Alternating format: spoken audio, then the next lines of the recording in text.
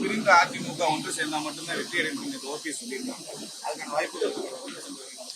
அதாவது அம்மாவின் தொண்டர்கள் அனைவரும் ஒன்றிணையணும் என்பதுதான் எங்களுடைய கருத்து. அதுதான் அவரும் சொல்லியிருக்காரு.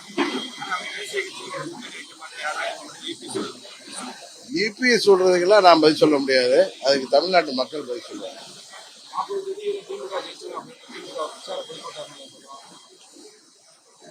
திமுக தேர்தல் வாக்குறுதிகள் எல்லாம் நிறைவேற்றாம மக்களை ஏமாத்திட்டு இருக்காங்க.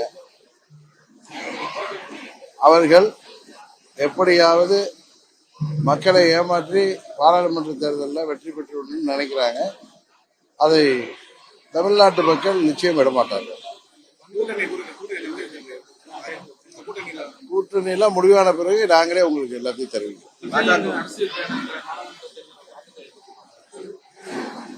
அது தேர்தல் முடிவுகள் தான் வெளிப்படுத்தும்.